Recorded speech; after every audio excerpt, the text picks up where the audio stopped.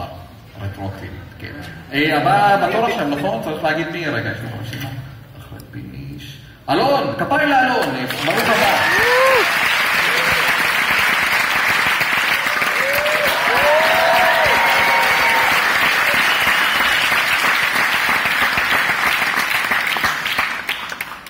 שלום לכולם, אני אלון, מאשקלון.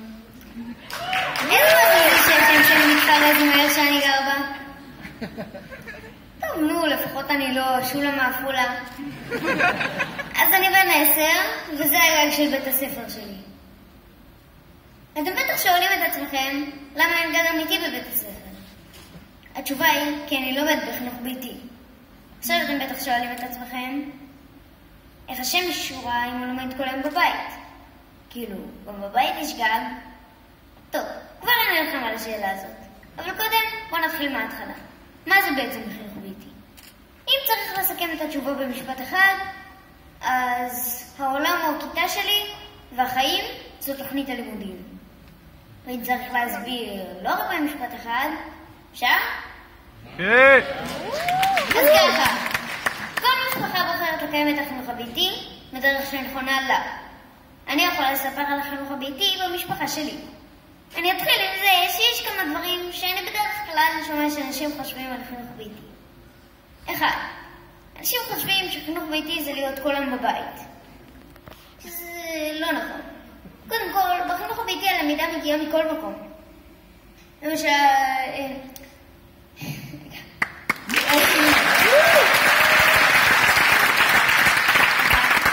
כמעט כל יום אני יוצא לפעילות כלשהי. טיולים, חוגים, מפגשים. לפעמים אני ביער, לומד על הטבע. לפעמים אני במוזיאון, לומד על היסטוריה. לפעמים אני שומע הרצאות מאנשים שמאוד אוהבים את מה שהם עושים. ולפעמים, כן, אני גם בבית. 2.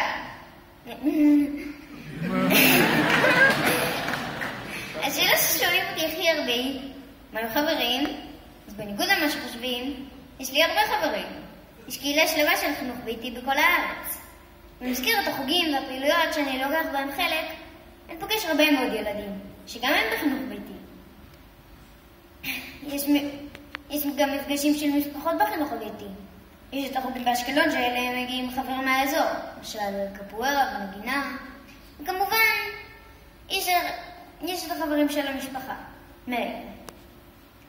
אנשים חושבים שבית הספר הוא המקום הכי טוב להכיר בו חברים. אבל תכלס, אני יכול להכיר ילדים מכל הגילאים. לא רק ילדים בגיל שלי, ובמקום לשבת בכיתה בלי לדבר אחד בשני, כשאני פוגש אותם, אנחנו עושים דברים ביחד, משחקים, ומדברים כל הזמן. בסוף כל פעילות של החינוך הביתי, אנחנו נשארים לעוד כמה שעות של מפגש חברתי. 3. אנשים חושבים שרק אבא ואמא מלמדים אותי. שזה לא נכון. קודם כל, בחינוך הביתי הלמידה מגיעה מכל מקום. בכל פעילות שאנחנו עושים, אני לומד. מלמדים אותי מורים מכל הארץ, בעלי מקצוע.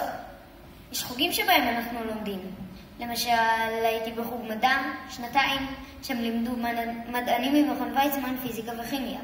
ערכנו ניסויים, ואפילו הוצאנו את הכיתה כמה פעמים. אנחנו גם הולכים לסיורים פעם בשבוע. לפעמים הסיור מתקיים במתנ"ס, ולפעמים הסיור לסדנה מקצועית, או מוזיאון. בבית אנחנו לא לומדים לפי תוכנית של בית ספר, אבל ההורים שלי למשל, בצורה מסודרת. אז מגיעים אלינו מורים פרטיים הביתה. אבל לא רק ככה אני לומד. כמו שאמר, הלמידה מגיעה מכל מקום. למשל, אני לומד אחוזים ושברים במתמטיקה גם כשאני אופה עוגה, ובעיקר כשאני בחנות הצעצועים. הוא מסביר להורים שלי איזה מבצע הכי משתלם להם. 4. אנשים אומרים שיש דברים שילדים בבית ספר יודעים ואני לא יודע. אוקיי, ויש דברים שאני יודע והם לא.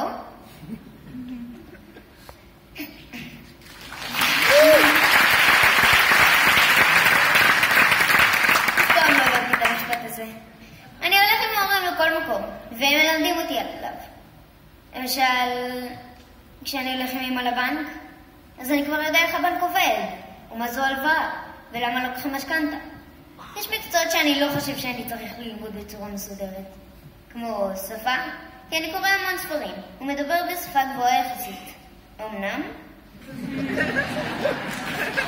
באופן כללי, אנחנו לומדים המון דברים שלא לומדים בבית ספר.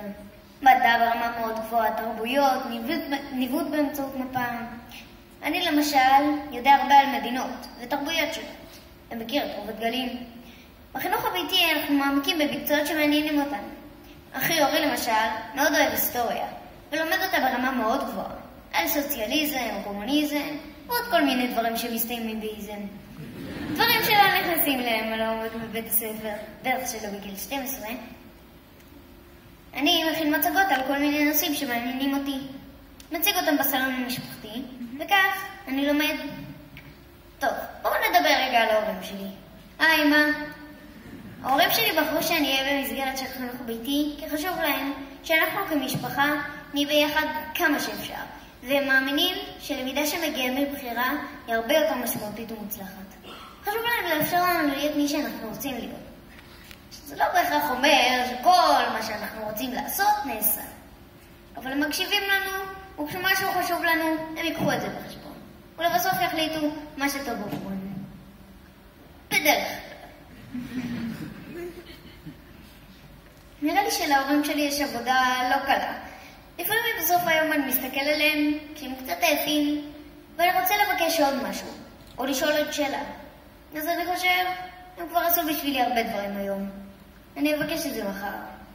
ובינינו, לא תמיד אני מצליח להתאפק.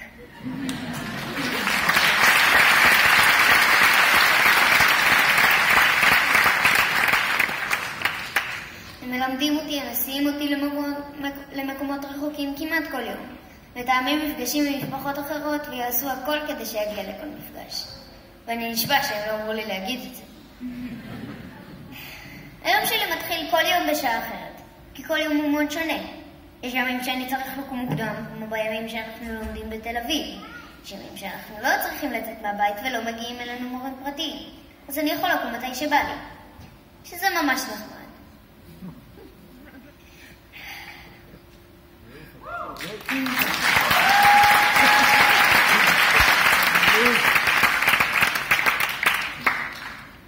חוג שאני מאוד אוהב הוא חוג שומרי הגן. אנחנו הולכים ליער, לומדים שם להדליק אש עם אבן צור וקצירה, לומדים לעומק על הטבע, על ציפורים, על חיות שונות, מלקטים, מגלפים בעץ. בסוף השנה יש מחנה קיץ, שבו אנחנו ישנים ביער באוהלים. אנחנו שותים תה, אבל לא סתם תה שאנחנו קונים בסופר ומביאים מהבית, אלא תה שאנחנו מביאים מכינים מצמחים שאנחנו מוצאים ביער, כמו זאטה או מחטא אורן. פעם אפילו לקחתי תרופה מלבנדר, שזה פרח שלקטתי.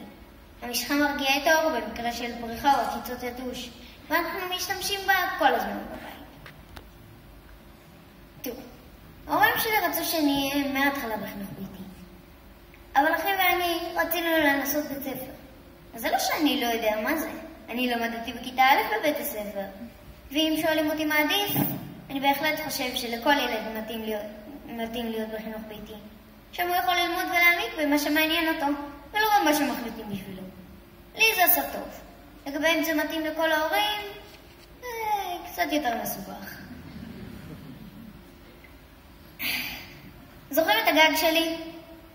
עכשיו הבנתם למה זה הגג של בית הספר שלי? אני לומד בכל דבר. מהטבע, מהחוויות, מהאנשים החדשים שאני פוגש, מספרים, מאמנות, מכל דבר אפשר ללמוד. האם חינוך ביתי זה מה שיסדר אותי בעתיד? אני לא יודע, אני רק בן 10. אבל מה שבטוח זה שאני נהנה מהדרך. תודה רבה, אני הייתי אלון.